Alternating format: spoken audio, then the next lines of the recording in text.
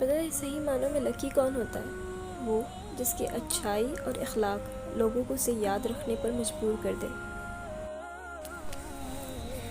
زندگی میں ہم کبھی نہ کبھی اس مقام پر آ جاتے جہاں سارے رشتے ختم ہو جاتے، وہاں صرف ہم ہوتے اور اللہ ہوتا ہے، کوئی ماں باپ، کوئی بھائی بہن، کوئی دوست نہیں ہوتا۔ پھر ہمیں پتہ چلتا ہے کہ ہمارے پیروں کے نیچے زمین ہے، نہ ہمارے سر کے اوپر کوئی آسمان، بس صرف ایک اللہ ہے جو ہمیں اس خلا میں بھی تھامے ہوئے ہے۔ پھر پتہ چلتا ہے کہ ہم زمین پر پڑی مٹی کے ڈھیر میں ایک ذرے یا درخت پر لگے ہوئے ایک پتے سے زیادہ کی وقت بھی نہیں رکھتے۔ پھر پتہ چلتا ہے کہ ہمارے ہونے یا ہونے سے صرف ہمیں فرق پڑتا ہے، صرف ہمارا کردار ختم ہوتا ہے، کائنات میں کوئی تبدیلی نہیں آتی، کسی چیز پر کوئی اثر نہیں پڑتا۔ اس کے بعد ہماری عقل ٹھکانے آ جاتی ہے۔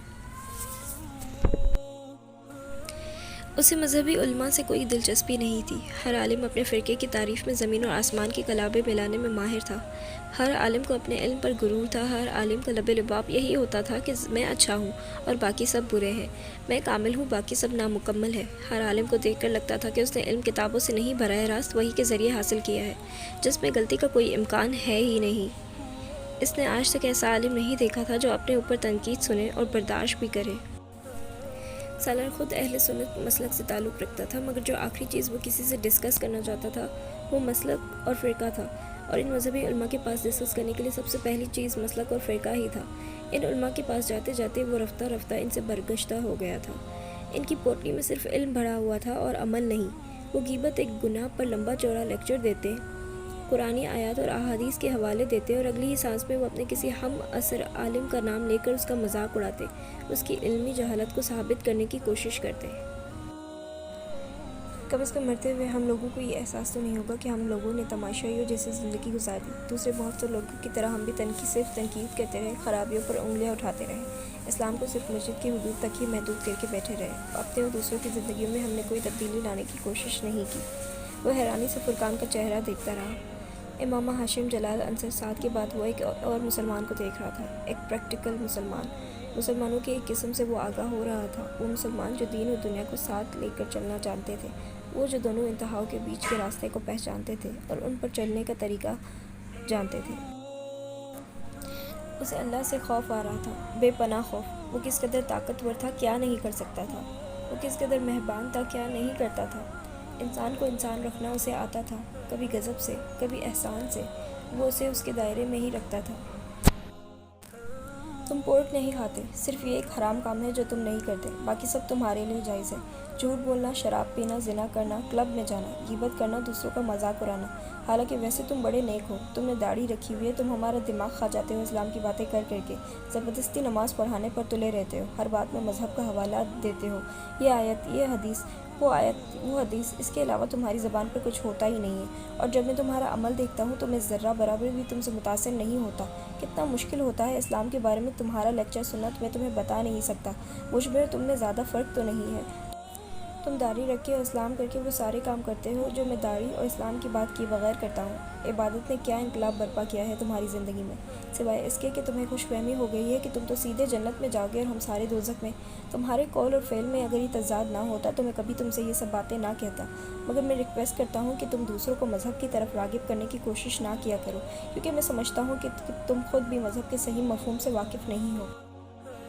انسان نعمتوں کا شکر ادا کر ہی نہیں سکتا۔ یہ میری زبان پر ذائقہ چکھنے کی حس، یہ کتنی بڑی نعمت ہے کہ اگر میں کوئی چیز کھاتی ہوں تو اس میں اس کا ذائقہ محسوس کر سکتی ہوں، اچھا کھانا کھا کر خوشی محسوس کر سکتی ہوں۔ بہت سے لوگ اس نعمت سے بھی محروم ہوتے ہیں۔ اس نے مجھے بتایا تھا کہ آپ نعت بہت اچھی پڑھتے ہیں اور آپ کو آپ صلی اللہ علیہ وآلہ وسلم سے بھی بہت محبت ہے۔ آپ کو بھی بتایا ہوگا اس نے کہ وہ آپ سے محبت کیوں کرتی تھی، مگر آپ سے مل کر اور آپ کو جان کر بہت مایوسی ہوئی۔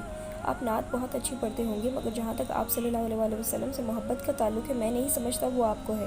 میں خود کوئی بہت اچھا آدمی نہیں ہوں اور محبت کے بارے میں زیادہ بات نہیں کر سکتا، خاص طور پر اللہ اور اس کے پیغمبر سے محبت کے بارے میں، مگر میں اتنا ضرور جانتا ہوں کہ جو شخص اللہ اور اس کے پیغمبر سے محبت کا دعویٰ کرتا ہے یا لوگوں کو یہ امپریشن دیتا پھرتا ہے، وہ مدد کے لیے پھیلے ہوئے ہاتھ کو نہیں جھٹک سکتا، نہ ہی وہ کسی کو دھوکہ دے سکتا ہے اور نہ ہی فریب دے سکتا ہے۔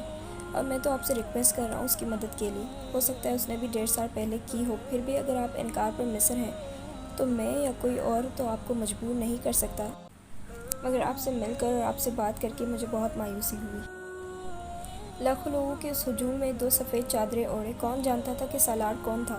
اس کا آئی کیو لیول کیسا تھا؟ کسے پرواہ تھی؟ اس کے پاس کون سی اور کہاں کی ڈگری تھی؟ کسے ہوش تھا؟ اس کی زندگی کے میدان میں کتنے تعلیمی ریکارڈ توڑے گئے اور بنائے تھے؟ کسے خبر تھی؟ وہ اپنے ذہن سے کون سے میدان تسخیر کرنے والا تھا؟ کون رشک کرنے والا تھا؟ اور وہاں اس ہجوم میں ٹھوکر کھا کر گرتا، بھگدڑ میں روندا جاتا۔ اس کے اوپر سے گزرنے والی خلقت میں سے کوئی بھی یہ نہیں سوچتا کہ انہوں نے کیسے دماغ کو کھو دیا، کس آئی کیو لیول کے نایاب آدمی کو کس طرح ختم کر دیا تھا۔ اسے دنیا میں اپنی اوقات، اپنی اہمیت کا پتہ چل گیا تھا۔ اگر کچھ مغالطہ رہ بھی گیا تھا تو اب ختم ہو گیا تھا، اگر کچھ شبہ باقی تھا تو اب دور ہو گیا تھا۔ فخر، تکبر، رشک، انا، خود پسندی، خود ستائشی کے ہر بچے ہوئے ٹکڑے کو نچوڑ کر اس کے اندر سے پھینک دیا گیا تھا۔ اسلام کو سمجھ کر سیکھے تو آپ کو پتہ چلے گا کہ اس میں کتنی وسعت ہے۔ یہ تنگ نظری اور تنگ دلی کا دین نہیں ہے، نہ ہی ان دونوں چیزوں کی اس میں گنجائش ہے۔ یہ میں سے شروع ہو کر ہم پر جاتا ہے، فرد سے معاشرے تک۔ اسلام آپ سے نہیں کہتا کہ آپ 24 گھنٹے سر پر ٹوپی، ہاتھ میں تسبیح، ہر جگہ مسلح بچھائے بیٹھے رہیں، ہر بات میں اس کے حوالے دیتے رہیں۔ نہیں، یہ تو آپ کی زندگی سے، آپ کی زندگی سے حوالہ جاتا ہے۔ یہ تو آپ سے راست بازی اور پارسائی کا مطالبہ کرتا ہے، دیانت داری اور لگن چاہتا ہے، اخلاص اور استقامت مانگتا ہے، ایک اچھا مسلمان مانگتا ہے۔ ایک اچھا مسلمان اپنی باتوں سے نہیں، اپنے کردار سے دوسروں کو متاثر کرتا ہے۔ ہم سب اپنی زندگی کے کسی نہ کسی مرحلے پر زمانہ جاہلیت سے ضرور گزرتے ہیں۔ بعض گزر جاتے ہیں، بعض ساری زندگی اسی زمانے میں گزار دیتے ہیں۔ آپ اس میں سے گزر چکے ہیں، آپ کا پچھتاوا بتا رہا ہے کہ آپ گزر چکے ہیں۔ میں آپ کو پچھتاوے سے روکوں گا نہیں، توبہ اور دعا سے آپ پر فرض ہے کہ آپ اپنی ساری زندگی یہ کریں، مگر اس کے ساتھ ساتھ یہ شکر بھی ادا کریں کہ آپ نفس کی تمام بیماریوں سے چھٹکارا پا چکے ہیں۔ اگر دنیا آپ کو اپنی طرف نہیں کھینچتی، اگر اللہ کے خوف سے آپ کی آنکھوں میں آنسو آ جاتے ہیں، اگر دوزخ کا تصور آپ کو ڈراتا ہے، اگر آپ اللہ کی عبادت اس طرح کرتے ہیں جس طرح کرنی چاہیے، اگر نیکی آپ کو اپنی طرف راغب کرتی ہے اور آپ برائی سے رک جاتے ہیں، تو پھر آپ صالح ہیں۔ کچھ صالح ہوتے ہیں اور کچھ صالح بنتے ہیں۔ صالح ہونا خوش قسمتی کی بات ہے، صالح بننا دو دھاری تلوار پر چلنے کے برابر ہے۔ اس میں زیادہ وقت لگتا ہے، اس میں زیادہ تکلیف سہنی پڑتی ہے۔ یہ جو کہتے ہیں نا کہ جس سے محبت ہوئی وہ نہیں ملا، ایسا پتہ ہے کیوں ہوتا ہے؟ محبت میں صدق نہ ہو تو محبت نہیں ملتی۔ میں نے جلال سے محبت کی، دعائیں، وظیفے، منتیں، کیا تھا جو میں نے نہیں کر چھوڑا، مگر وہ مجھے نہیں ملا۔ پتہ ہے کیوں؟ کیونکہ اس وقت تم بھی مجھ سے محبت کرنے لگے تھے، اور تمہاری محبت میں میری محبت سے زیادہ صدق تھا۔ اللہ نے مجھے بہت پیار سے بنایا تھا، وہ کسی ایسے شخص کو سونپنے پر تیار نہیں تھا جو میری ناقدری کرتا، مجھے ضائع کرتا۔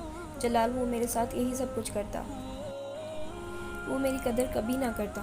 9 سال میں اللہ نے مجھے ہر حقیقت بتا دی، ہر شخص کا اندر اور باہر دکھا دیا۔ گناہوں کی فہرست کے باوجود اس نے صرف اللہ کا کرم دیکھا تھا۔ اس کے باوجود اس وقت کوئی اس سے زیادہ اللہ کے غضب سے خوف نہیں کھا رہا تھا۔